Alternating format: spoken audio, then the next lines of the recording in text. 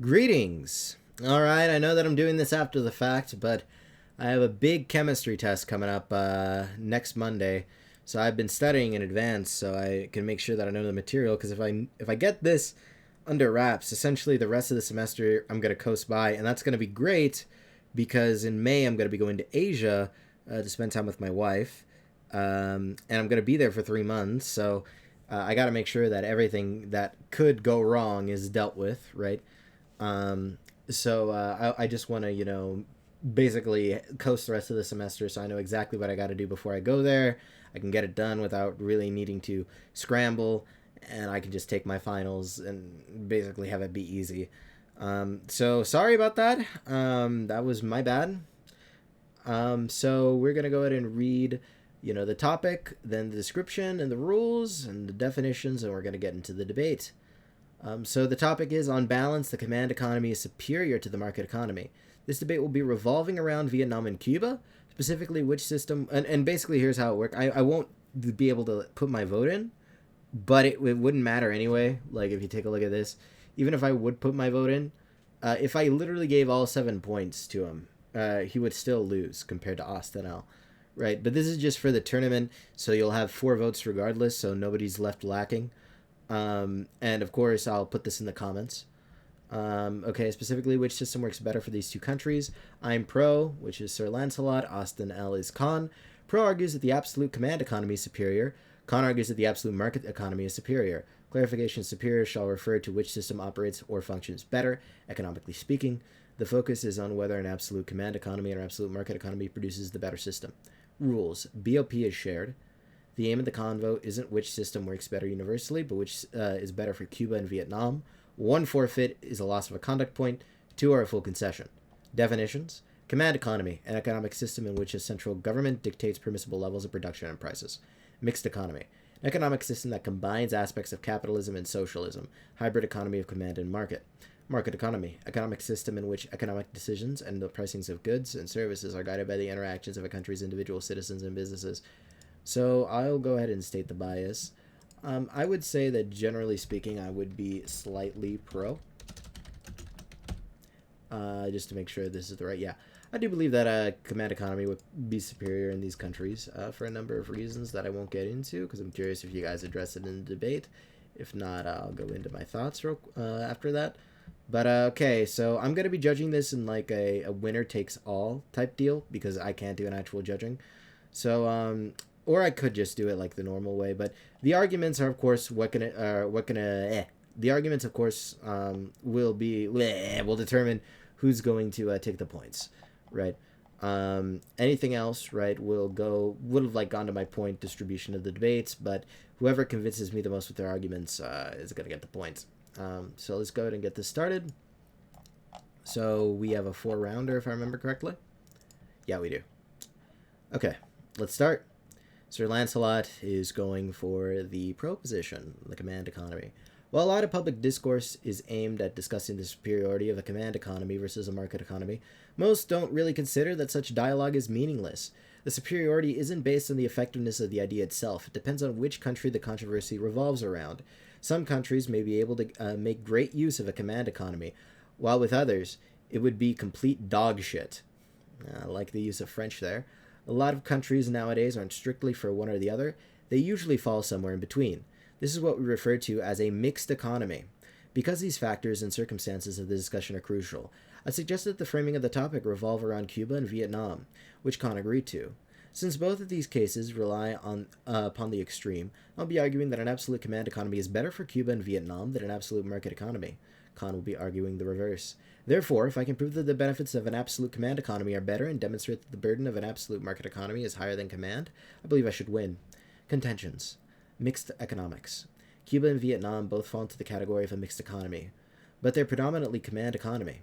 As in, while there are private businesses, much of their economy is controlled and regulated by the government, so while hybridized, the economy still favors one side. I mean, I would definitely say that if you lean heavily towards a command economy, like, you would definitely be like a command economy. Like, technically speaking, for instance, like, you can have, like, for instance, a black market and complete command economy, and technically there is an element of capitalism there, but yeah, I don't necessarily equate that to, like an actual market economy. And additionally, like even in the Soviet Union, there were like government owned stores, and whatchamacallit, you could buy like certain objects, right? So the government, yeah, they set the prices and they determined what quantity would be bought, but the people could ultimately determine what they wanted to buy.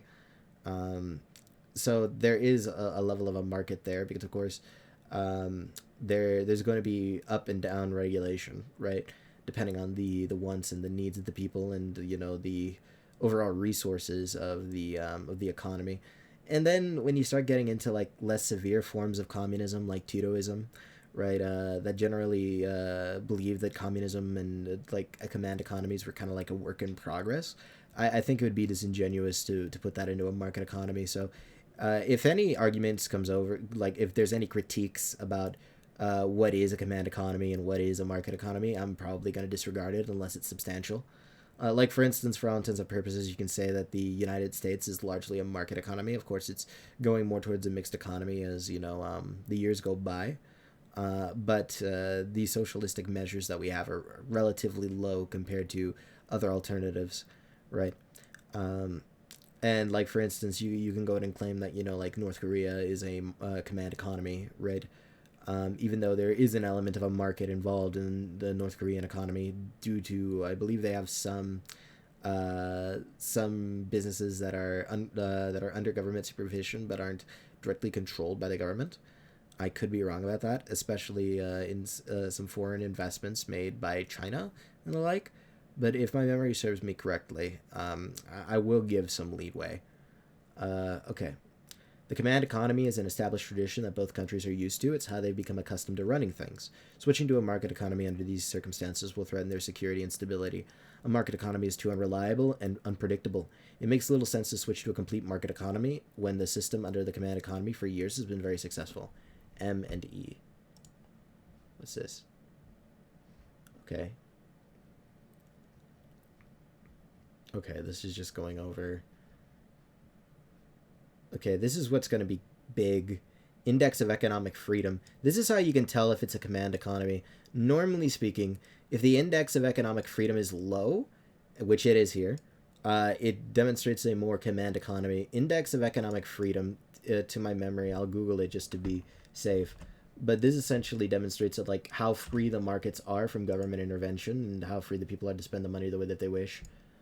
Yeah, trade, freedom, here, wait, of economic freedom, explore the data about the index. They will live, okay, blah, blah, blah, for 20, win a new resource for users, blah, blah, blah, blah, blah, blah, blah. Well, economic freedom is a fundamental right of every human to control his or her own labor and property in an economic free society. Individuals are free to work, produce, consume, and invest in any way. Yeah, exactly. And economically free societies, governments allow labor, capital, and goods to move freely or free from coercion and constraint. Yeah, exactly. It's basically like the left's like sophistry of basically like, oh, we're so good. I would say authoritarian left. Well, more accurately, yeah, just left in general. They basically, use that type of liberalism to preach more social Marxist policies. Again, technically, if we're going like economic left, which I should categorize, they would definitely be low on economic freedom. Technically, we'd go on the economic right, but I'm talking more about the social left and the social right. So, just keep that in mind. So Vietnam has a very low economic freedom score. So yeah, there's high levels of government intervention going on. So fair enough. Let's look at their religion. None, 81.8%. Yikes. Catholic, 6.6. Based. Protestant, 0.9. Shout out to all my Protestants there. Muslims, 0.1%. Alhamdulillah. Then we go to E. Economy of Cuba. Alright, let's go ahead and see if they have economic freedom. Okay, right here. Here, wait, I can just go back to the website that I was on before. The Heritage Foundation, who cares? 28.1, 176 among the least free. Okay, yeah, they definitely have a command economy. Alright. The success of the command economy, Cuba's GDP was ranked number 7 in Latin America's 47 economies during 1952 and 1959 under the dictatorship of Fulgencio Batista. Cuba's has also done considerably well concerning its healthcare and education in the 1970s. According to the official version of the Communist Party of Vietnam, Vietnamese Deng Cong San Vietnam is leading the Vietnamese people in carrying out the country's renovation, modernization, and industrialization, according to the party's statute amended in the 9th National Congress on the 22nd of April 2001. The CPV was established and trained by President Ho Chi Minh, who has led the Vietnamese people to carry out successfully the August Revolution, establishing the Democratic Republic of Vietnam, now the Socialist Republic of Vietnam, to defeat foreign invaders, to abolish the colonial and feudal regime, to liberate and reunify the country, and to carry out a cause of renovation, socialist construction, and firmly defend the national independence. Cuba. As of 2020, Cuba's life expectancy is 78 years, which is considerably high, and there is a low infant mortality rate. Cuba's universal healthcare policy gives everyone free access, simply making their healthcare regarded highly by the rest of the world. All right, so this is definitely going to be something that I would say is a solid argument by pro. I will go ahead and put this as success of command economy. And I will put... All right. And then we will go instability of switching to market.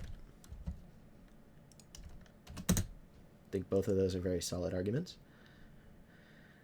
Okay, there's a significantly lower rate of inequality in Cuba compared to neighboring countries because of the government's control, and their management over stocks has actually allowed the country to maintain leverage over its economy.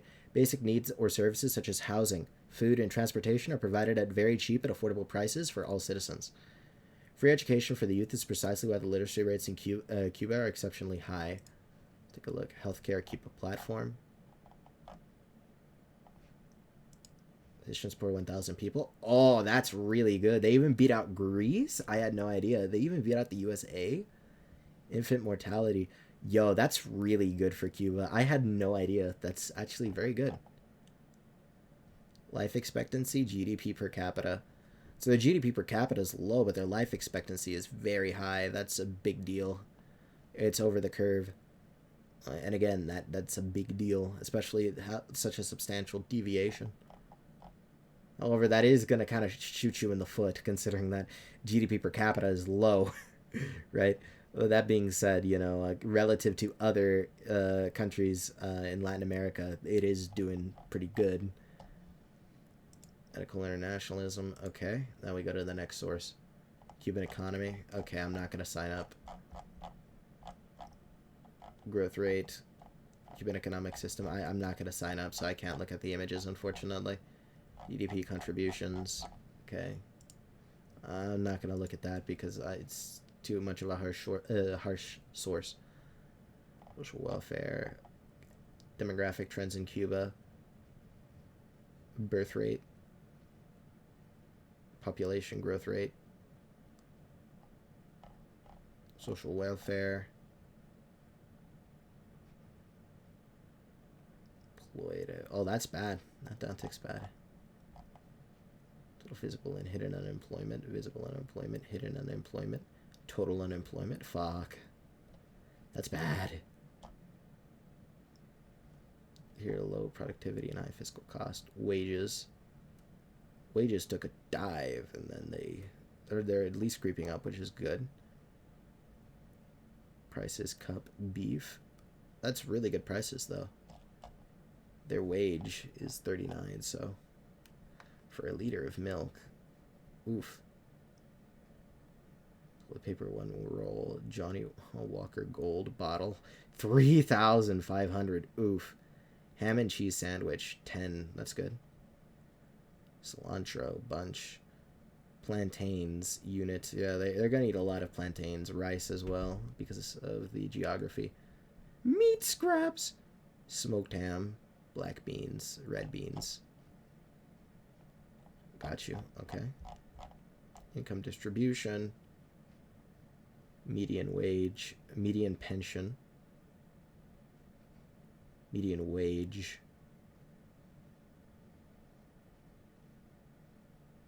Okay, self-employed, relatively high income. Luxury paladar. Large mansion rented to tourists. Got you. Okay. Social expenses. Results of the pension reform. Okay. Evolution of health personnel, thousands. Education. Primary workers, peasants, humanities, physical education. Economics. Huh? Percent change.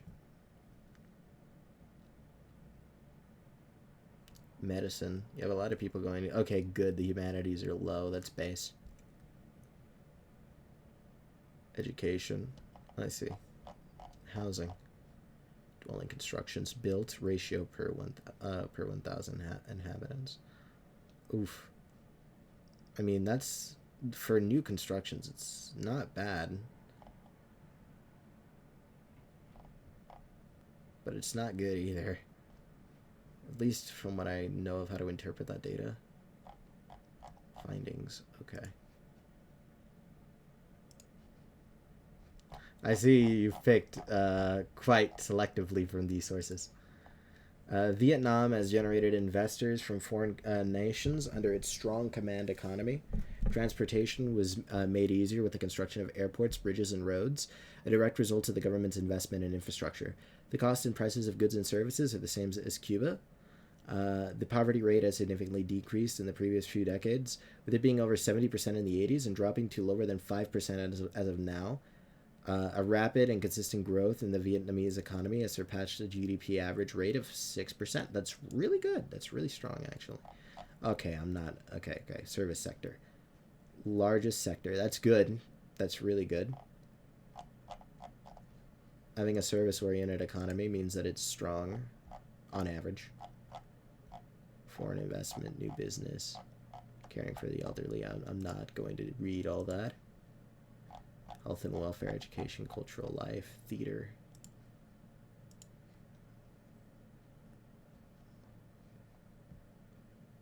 Okay. Other regions. Okay. So I know that this is going to be your source for that. Okay. That makes sense.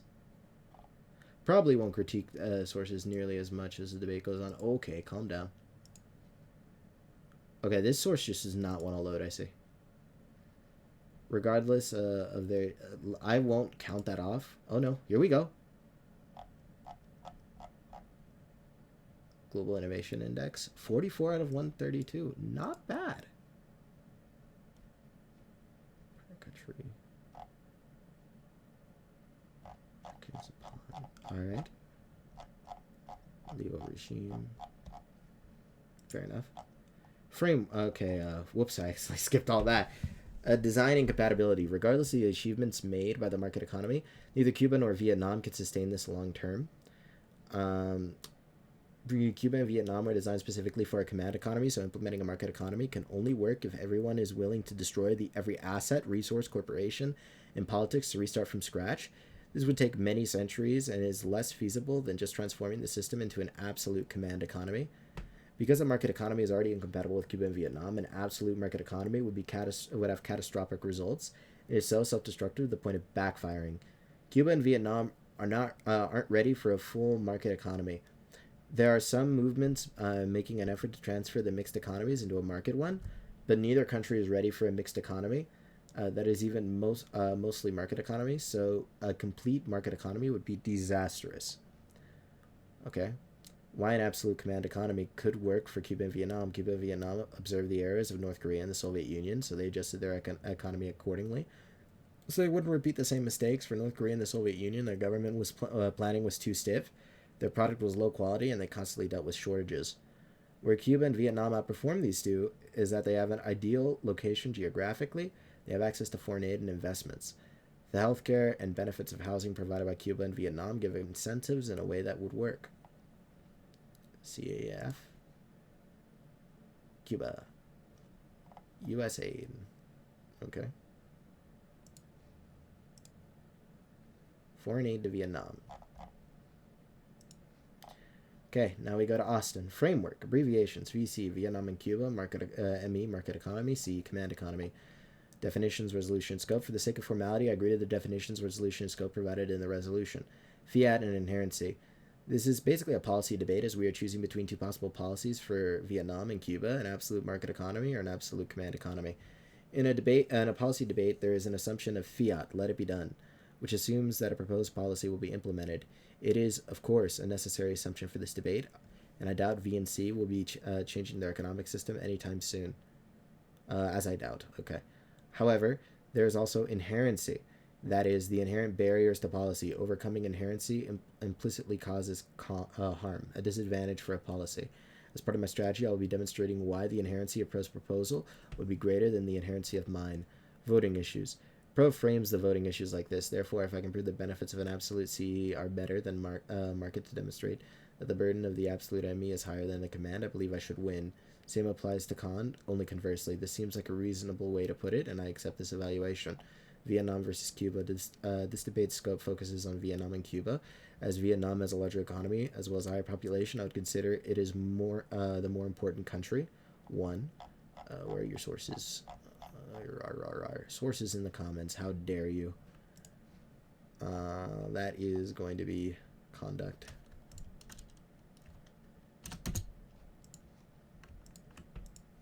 Technically, you're bypassing the character limit. Wait, did I allow that? I just have to make sure I'm not being a dick. Did I allow that? I gotta check. Yeah, now I definitely gotta check. Okay, let's just go to my profile more than likely. I don't want to, okay, debate tournaments in action rules. Okay. Tournament signups. Okay. You are allowed to concede. You can nominate. Okay. Sources. Okay. You link shortening services and provide sources to a Google Doc. Yeah, I didn't allow comments. In specific, when I'm saying link shortening service, I'm talking like tiny URL. Like this. Right? Or just stuffing it all into a Google Doc, not the comments. Because technically, at least that creates like some type of character, but just not having that, is kind of scummy, right? Like, because technically speaking, you could fit in like an extra sentence if you didn't involve like your links or even a link shortening service to a Google Doc. I'll let it go because I didn't specify that. I'll have to specify that for the next tournament, but yikes. That's kind of something I feel weird about. But hey, compare.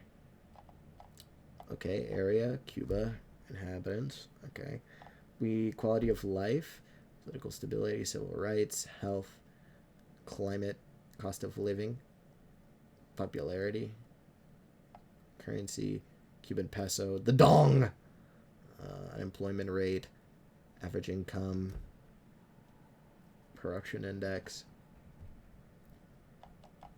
Let me see. GDP. You don't have GDP here. Okay. Non-denominational Christianity, Jewry, Islam, Alhamdulillah, other. Okay. Wow, I can't believe you don't have GDP. Okay.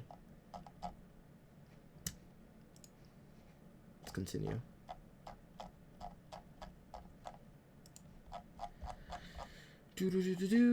Okay. Right here.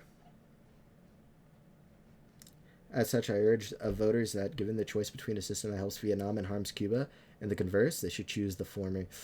I mean, again, like, you would need to show GDP per capita. You're not doing that, or just overall GDP, so I can't take your word for it. This debate assumes the absolute ME and absolute CE. In an absolute ME, the government has no intervention. In absolute CE, the government intervenes in everything. In reality, an absolute system doesn't exist.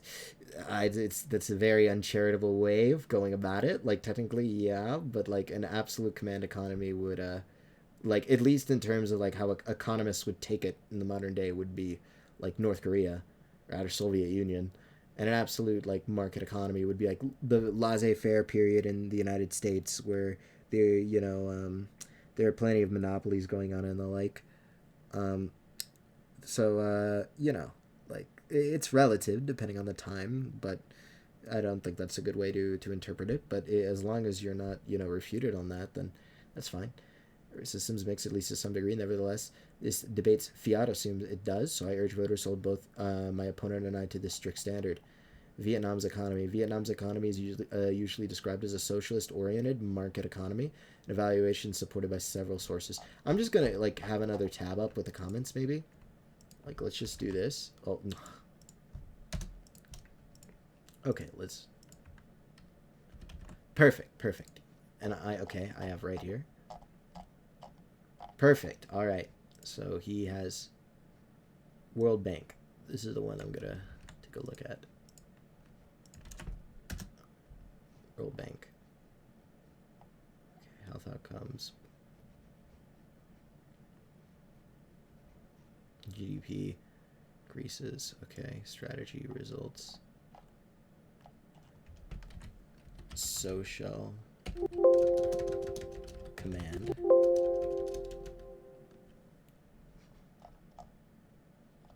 Okay, thanks to the foundation's proven resilient.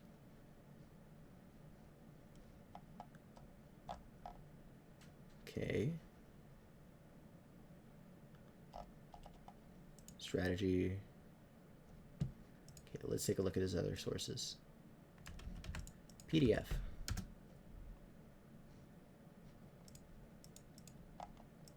Whoa, you read all this? I'm impressed.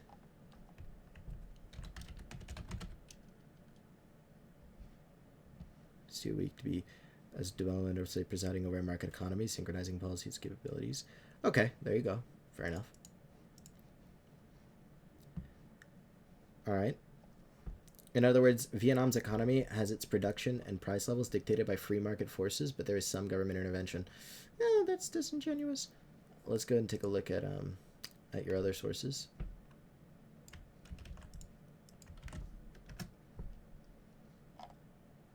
Okay, currently it's a mix between state plan economy and market economy, which is controlled by supply and demand. The eventual goal of the government is to achieve socialism. During the 1980s, the Communist Party established its unique economic framework in an attempt to move away from Soviet-style economic planning that was set in place.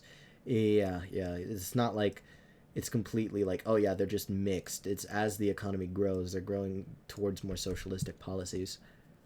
I won't count that as a source error, but yeah, that's spinning it in a way. As such, the sources above show that Vietnam's system is more of a market economy than a command economy. Cuba's economy. Cuba's economy is usually described as mixed command economy, so it incorporates aspects of both market and command economies, but trend toward the latter. Here, let me just boop. Okay, constructives. Economic growth. Historically, market economies have had greater economic growth than command economies. The reason for this is simple. In a market economy, there is incentive profit for competition, leading to economic activity and growth. Conversely, in a command economy, there's little incentive for competition, leading to economic stagnation. Economy of Cuba. I'm surprised he didn't attack Cuba directly with this.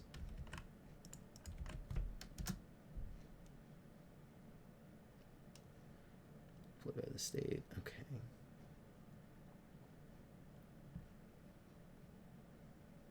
Private and sector. Okay. Vietnam, crucially, Vietnam has been successful as it is precisely because it has embraced free market reforms. According to the IMF, 1986 Dole Moi reforms, rejuvenation initiated a broad-based economic transformation which dismantled the largely planned economy, beginning with agricultural reforms, opened a closed economy to international markets and trade, and initiated pro-business reforms.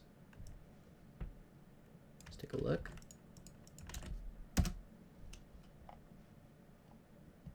Vietnam is okay. Lower middle income.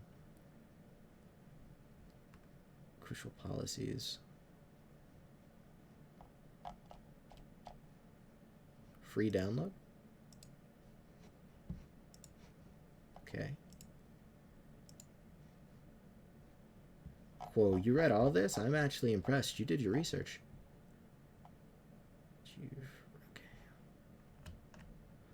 Base economic to which dismantled the largely planned economy. Oh, I see. An open to closed economy. Okay, that's a very big point. I would go success of market reforms. And I'd say that that also balances out the success of the command economy, because if it's more successful with market reforms, well, then that shows that perhaps the command economies weren't so good after all. This shows how moving towards a market economy led to Vietnam's success, which continues even today. Vietnam achieved a growth rate of 8% in 2022, and the rest of the world was amid a recession. Cuba, unlike Vietnam, Cuba has been far slower to embrace market reforms. Private businesses were only allowed to establish themselves in most sectors in early 2021 and are still significantly hampered by restrictions. As a result of this, Cuba has historically had a significantly struggling economy. It is ranked 104 in the World's Prosperity Index, and its growth in 2022 was a paltry 2%. Efficiency. According to the UIA's succinct summary, government-owned and run enterprises are notoriously known for bureaucratic constraints, lack of investment incentives, pricing controls, centralized decision-making, and restriction on hiring and firing workers. In a market economy, resources are allocated based on supply and demand forces. This is an efficient system, as businesses use just enough resources to meet demand, no more, no less. A CE cannot achieve this. Furthermore, a market economy rewards efficiency and innovation through increased profits. In contrast, a business in a CE has no such motivation. It has been a proven historical trend that state-owned businesses in a CE do far worse than private businesses in an ME. As such, Vietnam and Cuba would both benefit from having a free market through increased efficiency, innovation, overall production. Lack of competition. A. Market economy. In a theoretical absolute market economy, companies would have clear motivation to create the best quality products for the lowest possible price. This is because any company that doesn't do this will eventually be outcompeted and driven out of business. As such, the competition of a market economy benefits consumers, who get the best possible products with their hard-earned money. Command economy. In a theoretical absolute command economy, there would only be a single state-owned business for every sector. This business would have absolutely no motivation to improve because there are no competing businesses. As such, the lack of competition of a CE hurts consumers. To apply this to the real world, Cuba's state-owned businesses are famous for lagging behind the times. In 2022, over 400 state-owned enterprises operated at a loss due to their outdated technologies. Okay, do you have that out of curiosity? Microtrends, GDP growth rate. Learn about market economy. Masterclass, nice. Okay, yeah. Fair enough. I would say efficiency of market economy. Okay. The democracy critique. What is a critique? Critiques are philosophically based arguments which question fundamental assumptions underlying the arguments, positions, and presentations on one side of the debate. Okay, blah, blah, blah. I'm arguing that regardless of whether a CE or ME would be better economically speaking, we should reject an absolute CE on principle because it would have to involve a non-democratic system of government. Well, joke's on you, I'm a fascist. I don't really care about that. Like, that's my point. Evidence for the critique. Only a few countries throughout history have had a mostly CE. This list includes... I hope this pattern is clear to you. Every single one of these countries, apart from the Soviet Union, which no longer exists, has an authoritarian government. Fundamentally, an absolute CE requires a very strong government in order to work. Obviously, a very strong government tends to be synonymous with a non-democratic one. Impact of the critique. Authoritarian governments tend to not respect human rights, a horrifying but almost universally true observation. I contend that judges ought to consider this a greater impact over any economic concerns and treat this as a substantive vote of issue. Joke's on you. I am a fascist. Alright, so I'm not going to put that as a case, because I don't take that seriously. General rebuttals. Pro has two main arguments, which I will simply rebut in general. The current system's working fine. Pro is presenting this debate as a choice between an absolute ME and the status quo. This is false. The debate is a choice between an absolute ME and an absolute CE. As such, Pro's arguments that V and C are currently doing well are irrelevant, and absolute CE would destroy the economic systems of these countries, as shown above. As a side note, it's worth considering that Vietnam, which is mostly market, is doing far better than Cuba, which is mostly command. What could this possibly mean?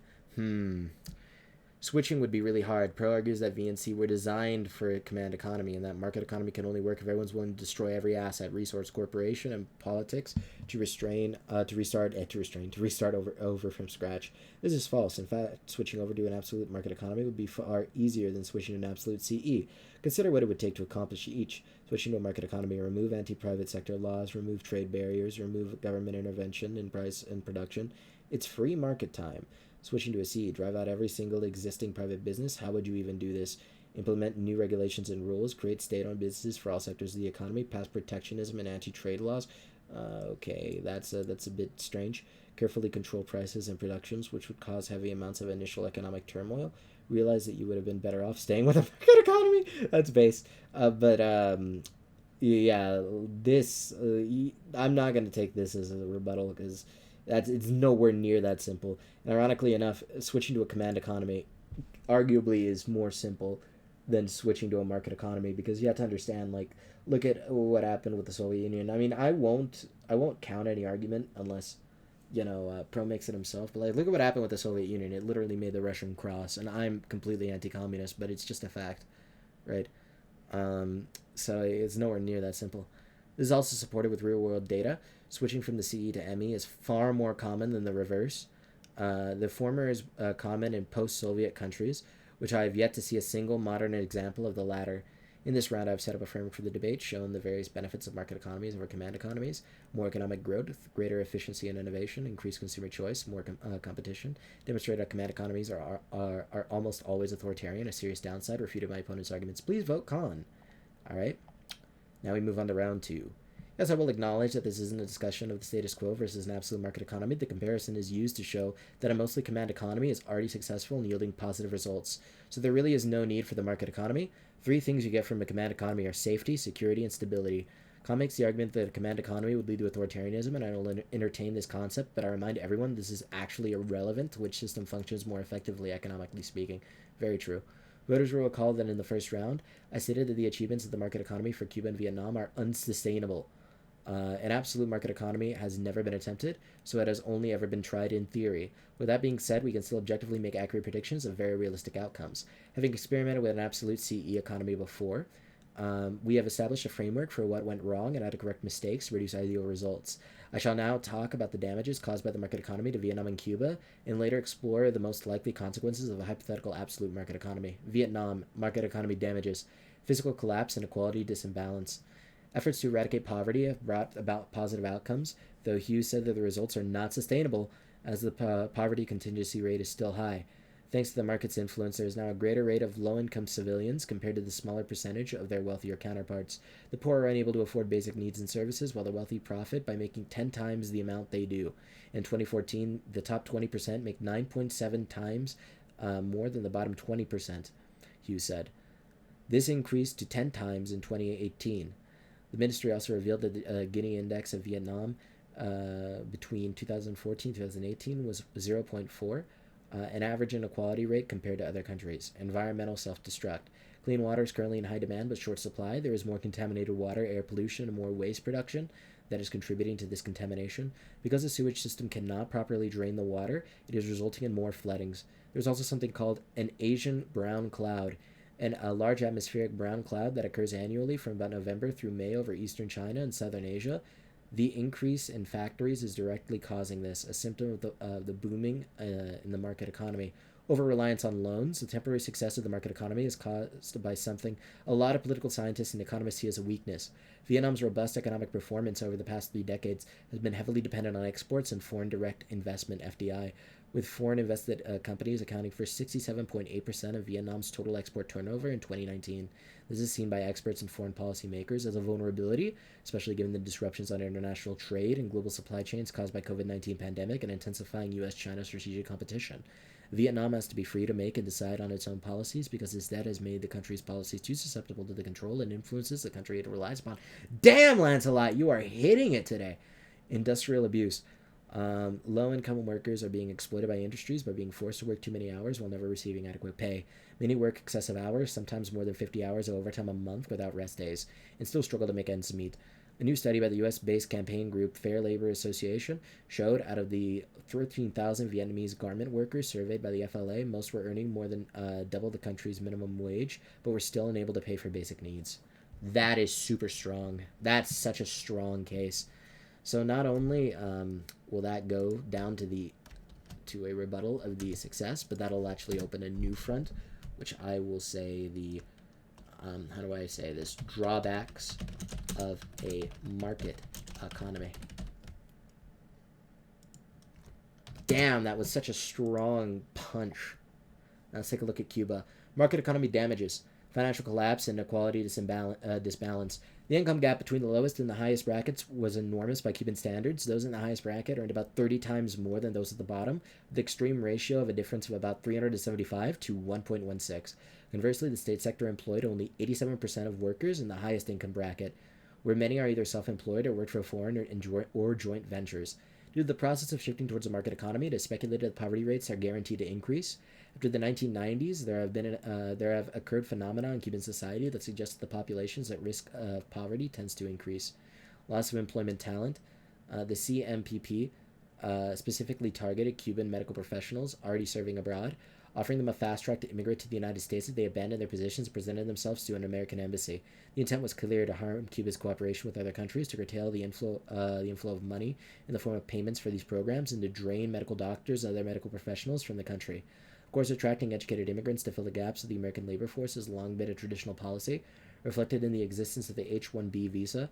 Under this umbrella, scientists, engineers, and medical doctors have gone to work in North American institutions and companies, thus helping to sustain the institution's privileged position worldwide. It has become a cornerstone for the American economy and American universities. Because of the market economy, some of the most highly qualified medical professionals are quitting their jobs and leaving the hospitals. Here, wait, I'm pretty sure you're gonna put your round two sources. Where did you put it? I'm just gonna sources. Okay. Where were we? Got you. Are quitting their jobs and leaving the hospitals with lesser qualified staff taking their place. This could affect how many lives are saved. Over-reliance on loans, much like Vietnam, while foreign investments are a positive thing, a dependency is starting to take place which will inevitably be Cuba's undoing. Every undesirable outcome of a total market economy, monopolization. With no restrictions or regulations on companies, there is now nothing stopping competitors from taking and seizing what they like, or growing to such a point that they buy out their opponents and raising the prices of their products so that it's too expensive to be accessible to low-income consumers. Environmental catastrophes with air pollution and flooding at an all-time high, companies will likely inflict more damage without any awareness or regard. They'll likely boost the cost to repair damages caused by flooding or purifying the water, to even cleaning up the poisoned air. Low demand for essential services. Private companies are unlikely to see a need for healthcare, infrastructure, or education, so the abundance of them will likely decrease, inevitably creating a gap in the market. This will threaten the reputation of education and healthcare quality that both Cuba and Vietnam have worked so hard to obtain. Wealth inequality gap. Because a lot of markets would be accumulating a vast amount of wealth, the distribution of it would leave a lack of income for smaller industries, which would create more inequality. Unemployment and poverty. Employers are now able to pick and choose who they hire. The point of education is to teach you the basic skills necessary to seek employment. But because education is no longer a priority, this means more people are underqualified, and this will leave them unable to afford basic needs and services and thus unable to get a job. Boom! I can't believe that. Sir Lancelot, not even studying economics, at least I don't assume that he does, knows the importance of what's called human capital. Industry collapse. Because of the high quantity of businesses and competitions innovating the best possible product, there would be more jobs available, but with raised expectations and standards that very few people to fill the role, leading to the collapse of industries and working as a whole. More crime and less accountability because there are no government regulations or spending in unnecessary organizations like the police. The crime rates would go up with poverty, and the police being underfunded increases the likelihood of corruption and inability to accommodate the number of criminals and lack of incentive to enforce the law. That's a really good argument. We have now just witnessed the collapse of both Cuba and Vietnam firsthand with the simulation of an absolute market economy, at least with an absolute command economy. We can not only protect what we have now, we can not only predict what and how things will go wrong, but what we can do to fix it. Either way, the most likely problems are not as severe as an absolute market economy. What Khan said is actually untrue. He is right that Vietnam is a mixed economy, but it is still controlled by the state, and there are limited private businesses. This means that it is mostly a command economy. Crucially, Vietnam has been successful as it's precisely embraced free market reforms. According to the UIA's succinct summary, government-owned and run enterprise are historically known for bureaucratic constraints. Okay, this is what he said. I actually pre-refuted this in round one by showing that successes are unsustainable, and how Vietnam and Cuba have learned from command economy's mistake through incentive and organized planning. Let's go back.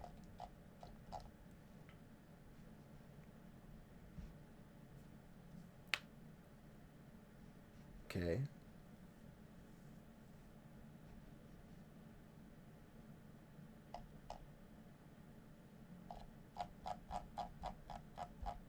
All right, now we go to round two.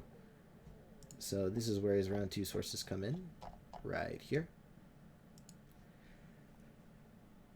Pro has dropped the following arguments, thereby implicitly leaving them uncontested. Economic growth dropped, so Pro concedes that a market economy leads to greater economic growth. No, he didn't drop that. He said that it's unsustainable. Lack of competition dropped, so Pro concedes that a command economy has less competition and consequently less motivation for countries to innovate and improve. He did drop that. Democracy critique dropped. He didn't drop that. Pro mentioned it, but did not contest it as truth. As such, it stands the command economy. There we go. Okay. This will lead these to authoritarianism. Pro contended it was untopical, but I will address that shortly. In additions, switching cost dropped, so Pro concedes the significant difficulties of switching to an absolute command economy. No, he didn't. He said it was already primed. General rebuttals. Before we get into specifically addressing Pro's case, I'll list 2 general flaws with this case for judges to keep in mind. The missing link. First, Pro describes many negative impacts, but fails to convincingly link them to ME. Many of my opponent's arguments are missing the connection, and I'll address them shortly, pretending the impacts of CE don't exist. Second, Pro completely ignores the negative consequences of a CE. For example, he talks about the problems of an absolute ME, ignoring that in many cases, things would be far worse with an absolute CE. The first one might not be optimal, but it is a lot better than the second one. Specific rebuttals. What Khan said is actually untrue. He is right that if mixed economy is controlled by the state. Okay. I provided 3 sources stating that Vietnam is a majority ME. Pro has provided his own subjective opinion that Vietnam is a CE. I believe that my evidence is more convincing. 3 things you get from the command economy are safety. Safety and security are irrelevant to the economic function of the system. It is very relevant. What the fuck are you saying? Like, if people don't feel safe to indulge in the market, then that's what leads to economic collapse. Stability is often a negative thing as it leads to economic stagnation. What are you talking about? And ME has higher rates of economic growth, and CE, that's not what he means for precisely this reason. I stated that the achievements of the market economy for Cuba and Vietnam are unsustainable. Pro has not provided any sources for this. In addition, he already argued, that the reliance on foreign loans are what makes it unsustainable. In addition, only Vietnam, a majority ME, has a consistent growth over the past decade, while Cuba, a majority CE, is not. An absolute ME economy has never been attempted, so it's only been tried in theory. While absolute ME has never been attempted, many countries in the world have already operate something very close to it. Singapore, Switzerland, Ireland, and Taiwan have a close to perfect economic freedom scores. I also remind the voters that when an absolute CE was tried in China, over 30 million people died. The problems of a CE directly caused this, according to Michael Boyle, due to the failures in planning coordination resulting in material shortages, which are common to central economic planning, the massive increase in industrial investment and reallocation of resources, resulting in no corresponding increase in manufacturing output. I actually pre-refuted, okay. As I showed earlier, incentives and organized planning are nowhere near as effective as free market forces. This is evidenced by the fact that MEs have a far higher rate of growth than command economies. A fact that Pro is not contested. In some cases, they do more harm than good, such as when incentives are given to industries that eventually end up running at a net loss. Example, Cuba. Financial collapse and equality disimbalances. While inequality is a chronic problem in many developing countries, it's disingenuous to blame the ME for this, using the data from the 20 largest. The higher economic freedom is associated with a lower income inequality.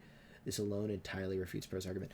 No, it doesn't. Like, he specifically quoted a source, if I remember correctly, that said that the poverty rate was supposed to increase as it transitioned.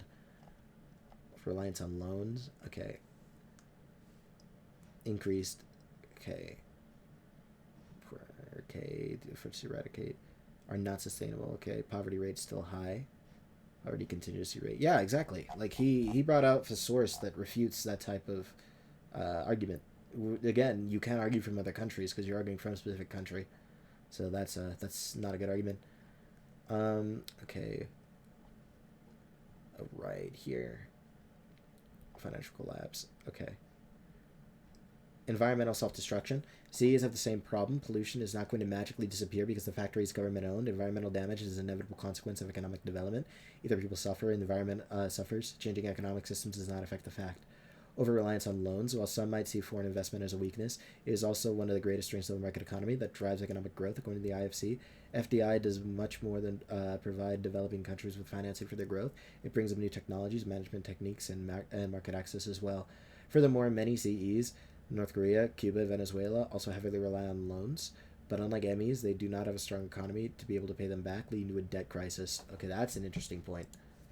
Okay, 6. I know that North Korea did that. I remember. Conflict of the paper. Okay, this is 2001. Forthcoming book. Okay, patterns from national trade. Okay, prospects. Let's look for default. defaulted on most of its long-term debt. Okay. And its reservice payments are modest. Okay.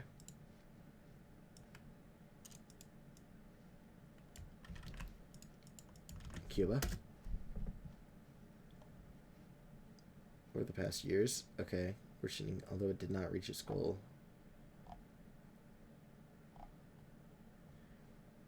Okay. Director. Default. Okay. Has entered a crisis due to the explosion. Okay. Resulting decline in subsidies. Okay. Let's roll back. Okay.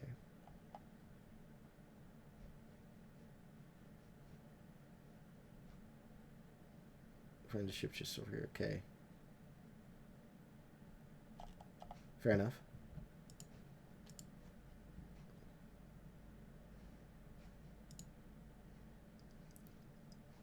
Industrial abuse.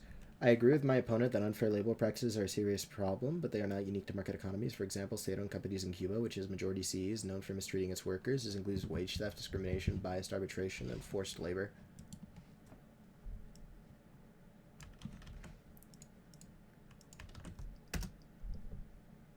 Okay. Investors, okay. Foreign companies pay the Cuban government in foreign currencies for their work.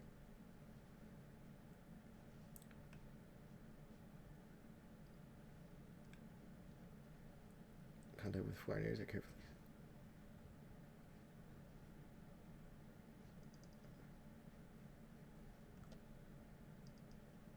Only one labor federation. Okay, organized and controlled. All workers must be a member of the CTC and pay dues. Alright, there is no collective or individual bargaining in Cuba. Each job without government permission. Most Cubans work for the state. Determined by the state, workers are hired, disciplined, and fired to work in foreign countries and foreign companies abroad. Cubans use foreign countries and are paid in hard currency. For percentage of salaries are deducted by their employers. Sent to the Castro regime. Cuba's large source of income, okay, comes from personnel hired by foreign countries. Alright. I'm not going to... Here, wait, let me... Boop. I'm going to label this... Well, it's not a unique drawback. He's just countering the drawbacks of a market economy. Alright. So far, it's dead even.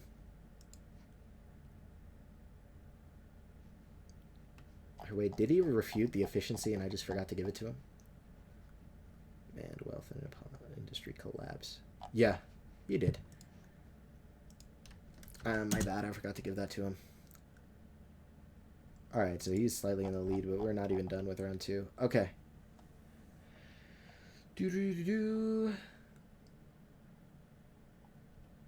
Wage theft. Okay, Cuba et al. I'm not going to address my opponent's arguments regarding Cuba for one simple reason. Cuba is majority CE, as we addressed. Therefore, any negative things about Cuba are mostly the fault of CE anyway.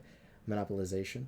One of the literal features of Cuba's absolute CE is that there's only one state-owned company per industry, so it's rather hypocritical to go after a market economy, which has competition as one of its core tenets. Environmental catastrophes extend rebuttals to environmental self-destruct.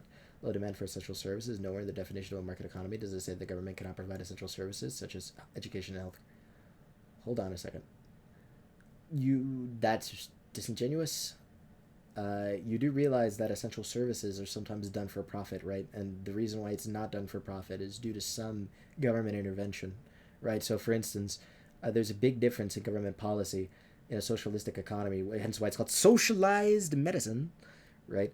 Versus, more of a free market economic take on healthcare, which is going to be similar to the United States. So I will not accept that rebuttal. Wealth and inequality gap, extend the rebuttal. Okay. High quality education is still possible in a free market. In fact, many of the best schooling systems in the States are market economies. I believe that for sure. But I think he's mainly meaning relative, because it's important to note that it's relative. Rank number 1. So let's see where Cuba is, for instance. Cuba. Cuba. 46. Like, they go over Portugal, Romania. These are European countries, you know, and that's a big deal. Malaysia, even. Costa Rica. Like, it may not seem like a big deal, but relative to their position, that's a huge deal. Turkey, Mexico, they have better education than. And then Vietnam is 97, which he will probably just argue of their recent market reforms and it being unsustainable. But let's see. Oh, Philippines coming in at 87. Proud of them. Austria, Germany coming in at number 1. Proud of Germany. Where's America, out of curiosity? America. Or how about just USA? United States. United Kingdom, United States, 12. Okay.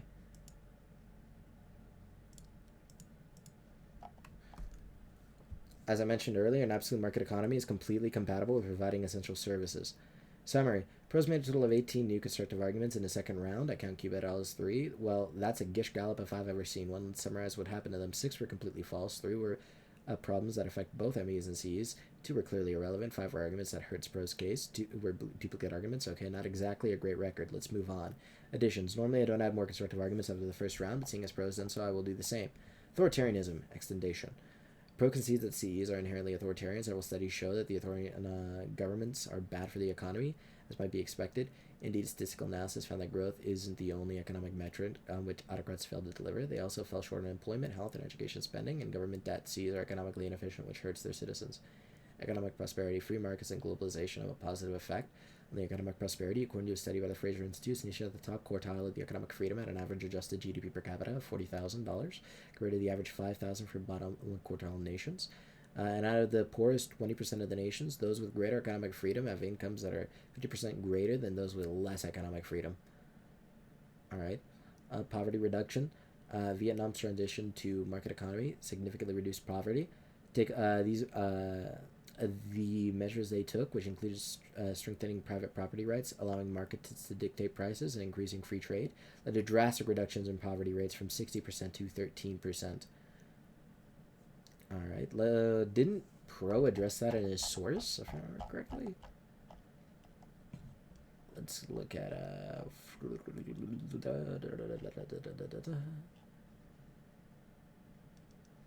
Cuba, Vietnam. Not sustainable. Contingency rate is high thanks to the market influencers. Now a greater rate. Okay. Now let's take a look at your source. 13.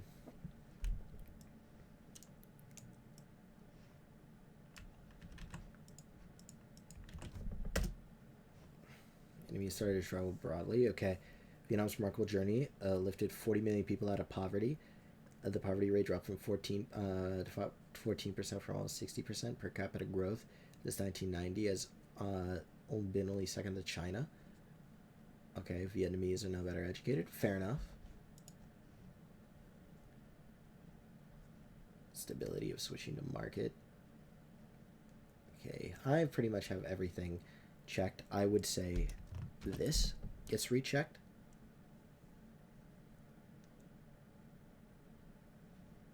There we go. Okay. Entrepreneurship. MEs encourage entrepreneurship and creation of new businesses. Free market incentives encourage innovation for the creation of higher quality, lower priced products to stay ahead of competition. In contrast, CEs often stagnate. A country with a market economy can trade internationally with few restrictions. It has significant positive effects on economic development. According to the IMF, countries that are open to international trade tend to grow faster, innovate, improve productivity, and provide a higher income and more opportunities to their people. 15. Accountability. In CEs, consumers can't choose to boycott companies with unethical labor and environmental practices. Example, Cuba. In contract, market economies allow consumers to personally affect corporate accountability.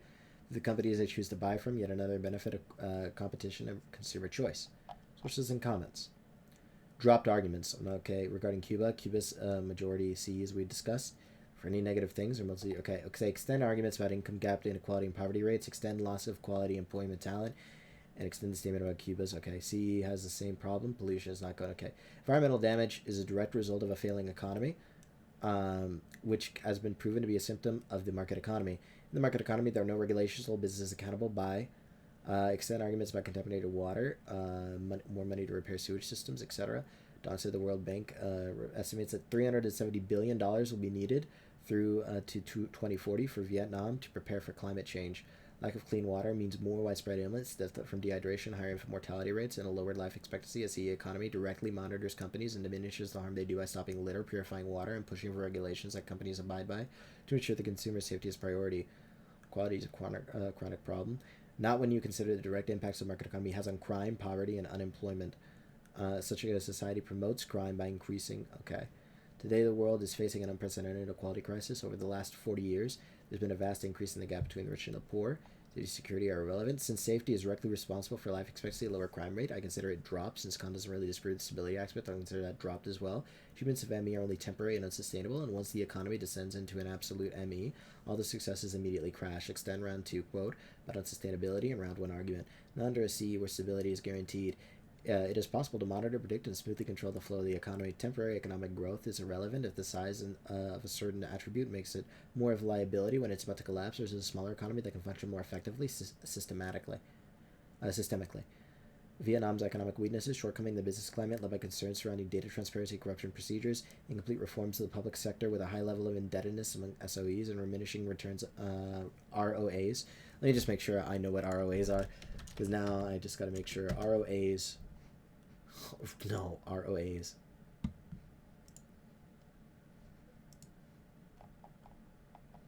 ROAs. Return on ad spend. Excuse me? Diminishing. I think you meant like ROIs, maybe? Return on investments? Okay. Inadequate infrastructure levels. Increasing inequalities. Fragile banking system dependent on China's supply chains. This is really true. All of these were caused by Vietnam's transition to a market economy. Now, if levels are already this bad, can you imagine the destruction and chaos that would ensure under an absolute market economy? 3. Okay, well, he just quotes the same thing. Dropped. The market economy leads to greater economic growth. I actually addressed this in my previous round and mentioning the world this would lead to economic collapse. First, the growth takes place, but over time, the issues that would ensue would build up, like the income inequality and rates of poverty seem to be succeeded by the over-regulating supply of business that would eventually be taken over by monopolization, which eventually leads to more unemployment. It's unsustainable. Dropped. Okay, it's less competition. Under government control and funding, companies will research newer trends and consistently seek to advance the product to meet consumer demands to fill market gaps. Conversely, a market economy may hinder innovation as a lot of high-quality medical experts have left healthcare to pursue different career opportunities to profit more. Education thrives under command economy, so we have more qualified candidates to fill roles in these companies. Okay, negative impacts, but fails to link them. The errors I mentioned can only be caused by a market economy. The quotations and links observed a correlation between the recent problems occurring at the same time of transitioning towards a market economy and provided concrete evidence that there's direct causation. This leaves no room for doubt. Damn, you're hitting this. Pro has not provided any sources. Okay, actually I did. I'll repost, though. Hughes said the results are not sustainable. Okay, foreign investments are not necessarily a weakness. Vietnam's dependency on it is based. All of the successes of Vietnam's market economy, Vietnam's market economy, which happened recently, are all from foreign investment. Presuming that Vietnam switches to an absolute market economy, the investments will essentially work as life support. Who then has stopped these investors from pulling the plug at any time? And what happens when the investors decide to stop funding? Economic collapse. This is the only redeeming quality of a market economy when it's a clear weakness. Then it stands to reason that a market economy is not the way to go. Even those in an ME, schooling systems contributing to the success are public institutions. Under an ME, there is no incentive to provide a quality education. Everyone would agree that the purpose of education is to teach students the basic skills to make them employable, which is only possible under a public institution. In fact, this is why Cuba is one of the best, has one of the best educations in the world, because the CEs keeping schooling a publicized sector. When schools are privatized, monetary gain tends to be prioritized over educating the student. Authoritarianism, corruption can exist in an absolute market economy as well, so it's not limited to command economy. Since the police would be unable to provide funding from the government, they have to seek funding from private institutions. There's nothing stopping businesses from bribing the police in order to get away with committing crime or incentivizing them to selectively enforce laws on oppressed minorities. With the increased rates of poverty, there wouldn't be enough police to accommodate the number of criminals in the system. This means more deaths, violence, robberies, leading and destruction to property, and property theft. All right, so this is very easy. Instability, I have to give that an extra point. That was just, you're knocking that out of the park. Knock that out of the park. You knocked that out of the park. And That's pretty much that, I would say. He did touch a bit on the success, but I'd say that it's still pretty even in that argument. Dropped arguments, R1. Economic prosperity, dropped. Poverty reduction, dropped. Extend. Entrepreneurship, dropped. Extend. Trade. Accountability.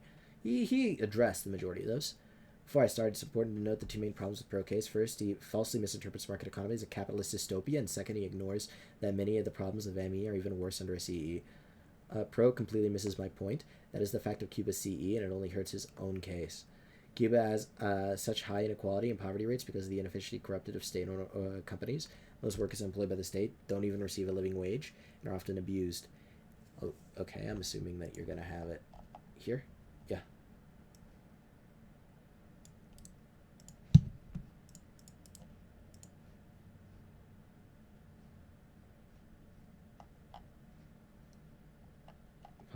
Poverty is not a coincidence.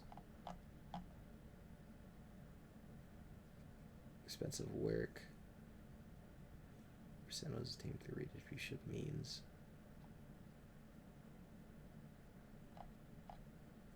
Gigantic state.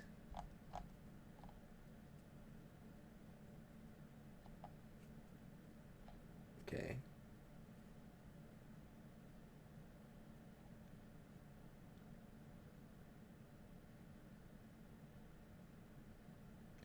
Salary increase constitutes necessary step. Okay.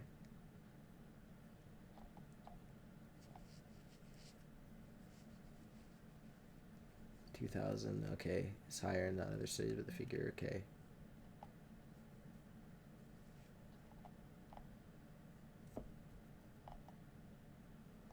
Poverty and who are poor.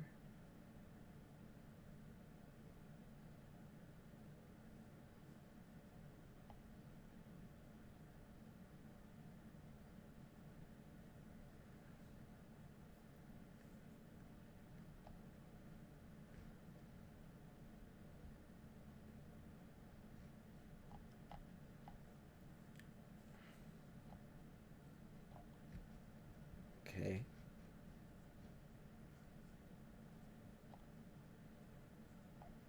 Okay, interesting. So salary average. Okay, that is a nominal salary increased fourfold compared to 1990. Minimum wage amounts to 225 Cuban pesos. Minimum pension. Okay. The minimum wage to match up with nominal salary and current prices, the average 4,000.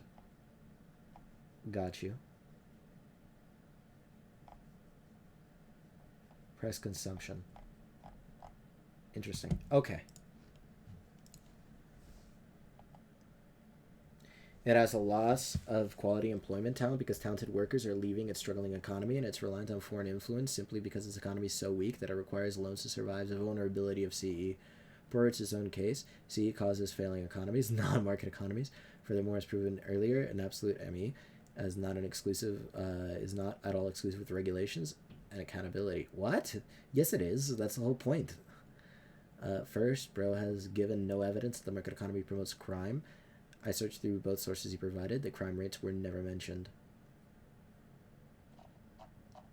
Okay, let's check that. Let's take a look. Crime.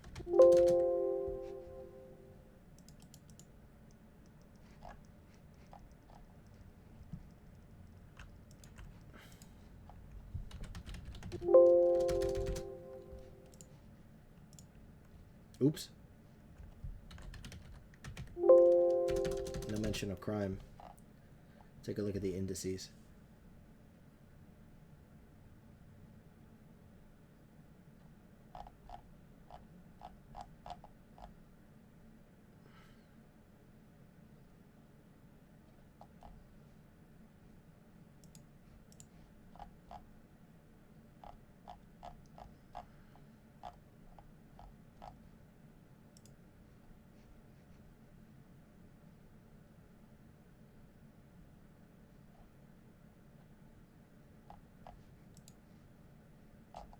What about when he previously brought up crime?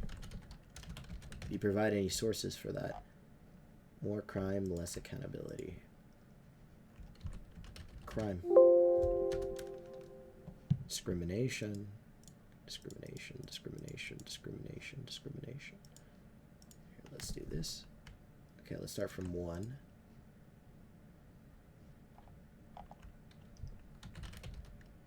Crime. Nope. 2.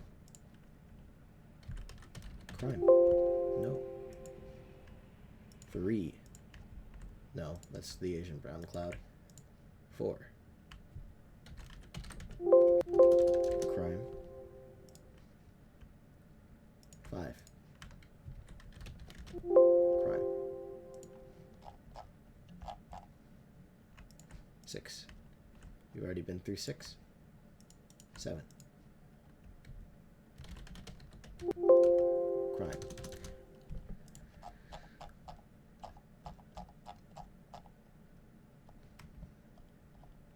And now let's just look for crime in his overall arguments. More crime, less accountability.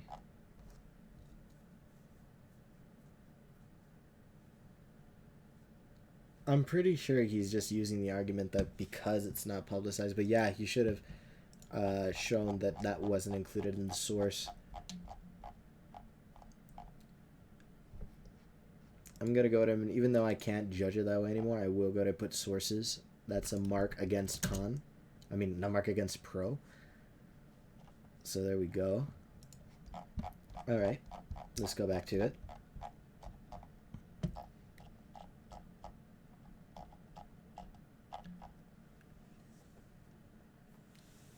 Crime rates. The majority of current research supports the claim that increases in economic freedoms are directly and causally correlated with decreases in crime rates. This ought to be somewhat self-evident, as economic freedom promotes better economic and social conditions. Also extend the arguments as a constructive, as it demonstrates yet another benefit of market economies. Second, pro claims, again with little evidence, that a market economy increases poverty. This is false.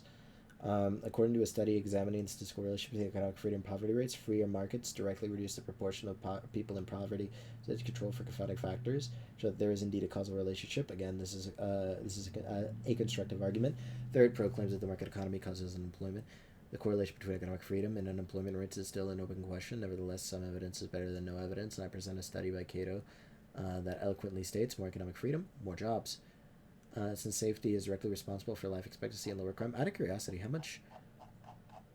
Okay, I don't have much more. That's wow. I thought I'd have a lot more. Okay. Pro conflates not being able to keep a above average rate of economic growth forever with unsustainable and doomed to crash. I can accept the first, but if he's going to claim the second, he needs some hard evidence. Just because growth rates at some point will slow down doesn't mean the market economy has failed. An economy is not measured only by its growth rate, but its ability to rebound from recession. Furthermore, pro claims that governments can easily control the CE. Again, control doesn't equal effectiveness. Far from it. Historically, most countries of the CE have been extraordinarily unsuccessful in managing it. Cuba, North Korea, Venezuela, Vietnam, early China. Any of these look like standard economic powerhouses to you.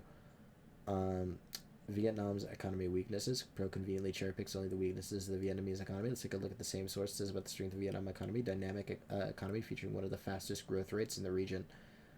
All these were caused by Vietnam's transition to a market economy. Now, if levels are already this bad, another unsubstantiated argument, an appeal to incredulity. Nah, he's not doing that. I actually addressed this in the previous round by mentioning this will lead to economic collapse. First, there was no evidence this will lead to economic collapse. Vietnam's economy is actually doing pretty well right now. The growth is expected to continue.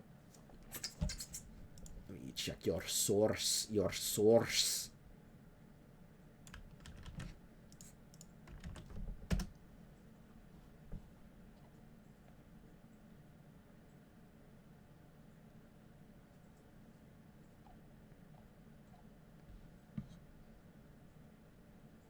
Okay.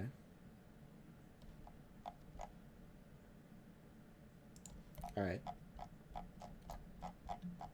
Okay, yeah. Okay, it didn't get me down. Okay. First, pro has no evidence this will lead to economic collapse. Vietnam's economy is actually doing that pretty well right now. And okay.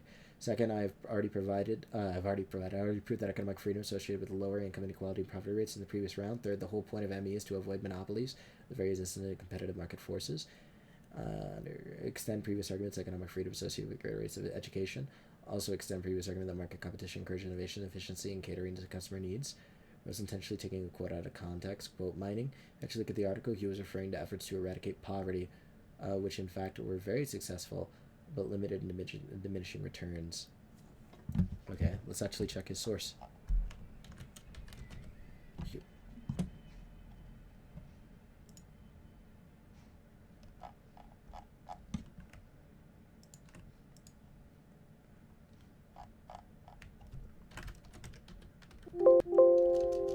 Is this?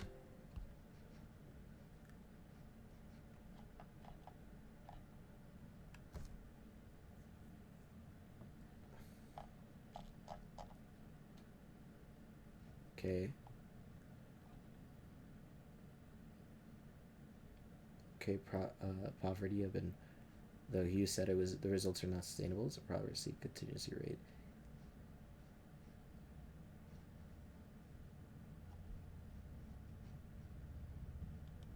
Okay, basic services. Contingency rate is still high. Also stress. And how did he word it?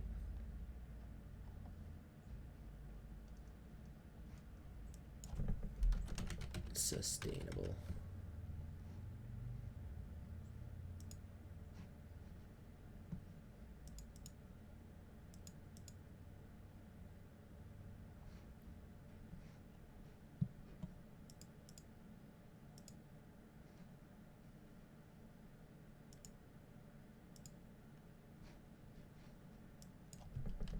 Sustain.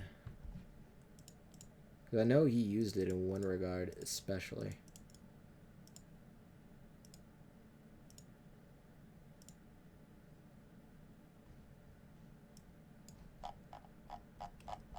And then he goes.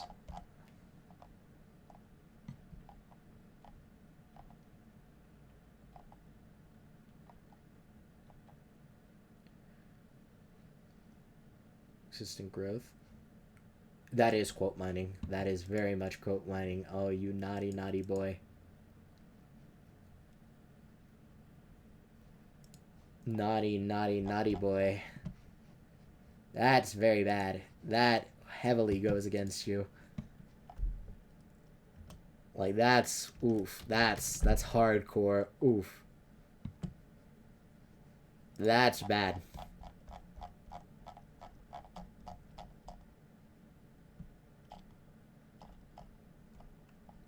He got you there.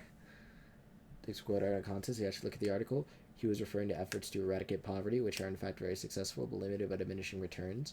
For an investment, not necessarily a weakness. Vietnam. Okay, this argument is flawed for two reasons. It would only be a weakness if Vietnam was accumulating excessive debt, or investors no longer found Vietnam to be an attractive investment. Neither of these cases are true. Quite the opposite is the fact. Foreign investments have only been increasing, and have been one of the main factors driving Vietnam's economic growth. Second Cs are equally dependent on foreign investment, which ruins PRO's length. Due to their generally weak economies, CEs need the other sources of economic activity in order to survive. Once again, PRO falsely claims that MEs are incapable of providing essential public services. I am unaware as to how this conclusion was reached, considering the definition of a market economy says nothing about this. First point is a straw man, since I never claimed corruption only exists in CEs. Second point is entirely false. Again, a government and a pure ME can still provide essential services. Third point is also false, provided why economic freedom leads to reduced poverty. Additions. MEs have the advantage of excellent rates of innovation. Companies that successfully do gain profit and increase consumer base. Okay, there's no motivation to do this. Supply and demand. The relationships have been consistently noted by economists are probably one of the strongest benefits of an ME. According to one study, there was a strong, robust evidence of positive relationship between corporate innovation and cross-country differences in economic freedom. Sustainability. ME has also the potential to be more environmentally sustainable. According to the Heritage Foundation, economic freedom safeguards the environment to reinforce the environmental stewardship. Countries with a greater economic freedom tend to fare better on protecting the environment than countries with more intrusive, government-directed environmental governance. Overregulation in CEs can be counterproductive. Due to decreased economic growth and activity, companies often take unsustainable shortcuts to compensate, leading to more environmental damage. Resilience. Finally, MEs are more resilient to difficult or rapidly changes economic conditions, such as the COVID-19 pandemic facing today. In ME, prices and production shift naturally, quickly based off of market conditions. After all, there's a strong incentive for companies to adapt. Contract with CE, where price and production have to be artificially controlled, which can be incredibly inefficient in a crisis situation. I think that speaks for itself. Oof. Yeah, that does. High expectancy. Okay, last round. Extend Cuba's low rate of inequality. Extend points about affordable housing and basic service. Extend the point of the free education. Cuba's exceptional literacy rates. Tendencies are responsible for generating foreign investment, the advanced transportation infrastructure, and growth in Vietnam's economy. Extend the damages currently caused by the ME, shall include financial collapse, equality, disbalance of reliance on loans, abuse of employees. Conclusion: three characteristics of absolute command economy are safety, security, stability. With an absolute ME, we get monopolization, environmental catastrophes, low demand for social services, wealth inequality gaps. No, it's low effort. No, you could probably have easily swung that. So, first off, he definitely refutes that. Well, he already did, so I can't put an extra point. He did not address that. I can address that. He addressed that. When he addressed that. Alright. Now let's go ahead and see if he addresses the instability of switching to a market reform. If he does, let's go ahead and see. If he does, it's going to be a win for him. If not, it's a tie. Dropped arguments, continue, dropped, extend, dropped, extend, dropped, extend. Okay, I'm just going to address these points all at once. It's easily pre-run, but a bit of source spam. In particular, economic freedom is puzzling associated with higher economic, freer economies tend to lead to less poverty. In fact, greater economic freedom correlates with better outcome in schools, higher literacy rates, lower infant mortality rates, longer life expectancy, and cleaner, safe environment. Countries with more economic freedom tend to have higher adult literacy rate, a higher lifespan, and better disease institutional policies are consistent with economic freedom when they allow for voluntary exchange to protect individuals and their property. Opponent is also negotiating his earlier arguments as he claimed around too that one of the weaknesses of the Vietnam economy was foreign investment. As such, he is now implicitly claiming that foreign investment is good. I reverse the impact by showing economic freedom is actually positively correlated with foreign investment and at the same time applied with Vietnam. According to the tag Denerim, evidence suggests that foreign direct investment increases with countries' institutional rate of law. Furthermore, foreign investment precisely because of its free market reforms, yet another benefit of the market economy. This is also false. The advanced transportation infrastructure in Vietnam are a direct consequence of a booming economy. Compare this to Cuba, which is known for its crumbling and outdated infrastructure. Third attempts of proof by assertion. I'm afraid this remains false. Extend arguments regarding economic freedom directly causes economic growth in the fastest emerging economies. For market reforms continues to unsubstantiated argument. Pro has yet to give a modicum of proof that market economies are more likely to collapse than command economies. Okay, reliance on loans. Abuse of employees. Extend regarding abuse.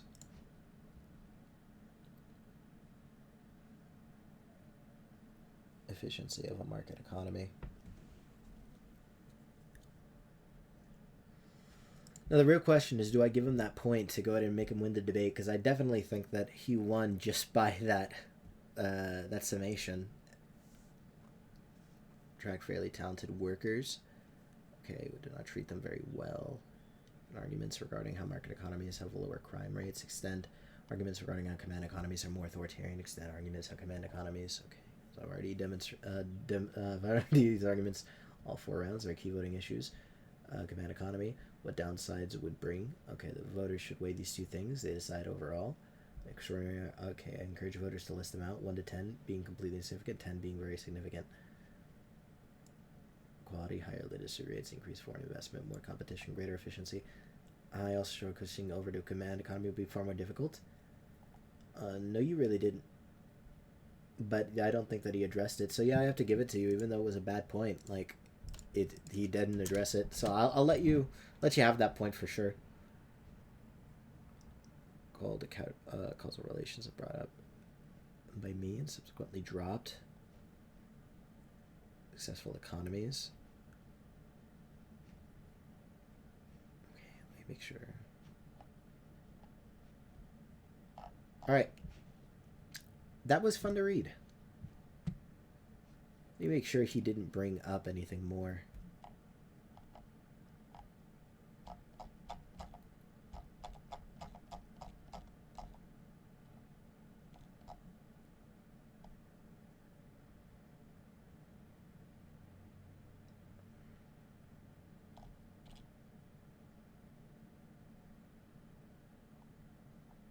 I'd say the thing that killed him was quote mining. Honestly, like that just destroyed the wind out of his sails. Let me make sure he quote mined because, oof, if he did.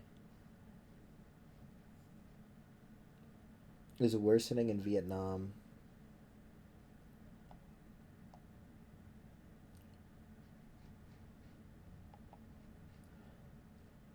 The poverty contingency rate. He also stressed that 44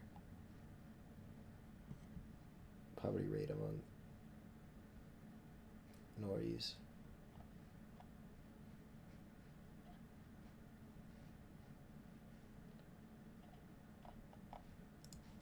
Yeah, he did quote mine. Yikes. Let me see. Hugh.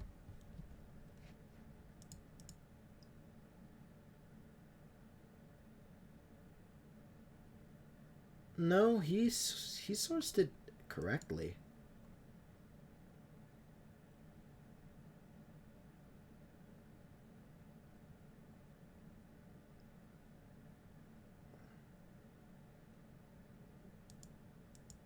I get what he's trying to say. Okay, that makes sense. Only give him one off for sources. It wasn't that he quote mined, it's that he's saying the recent efforts to eradicate poverty under the market system are unsustainable, and as such, the economic feasibility of that system is unsustainable. Like it cannot provide for the people in the long term because of the potential for poverty rates to rebound. That's essentially what he's saying.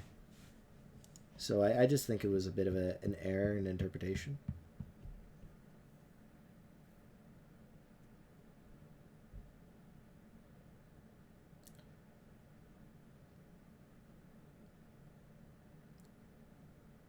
Efficiency.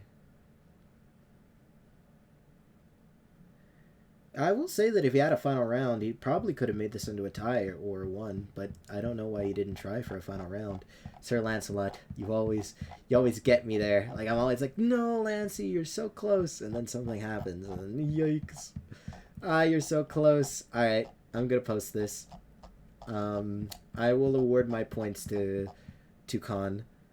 But Pro, you did so well. Like Lancy, you did really good. You just needed to have a final round and finish it. I'm pretty sure I would have given you the tie or the win. Because you were going, like, the big thing about Khan is, and this is where I will evaluate both of you. Big thing about Khan is sourcing, but he's not good at, like, putting it through the argument. Like, I trust his sources. I can tell that he does his research, and it's very impressive. But he needs to work on threading the needle, so to speak, right?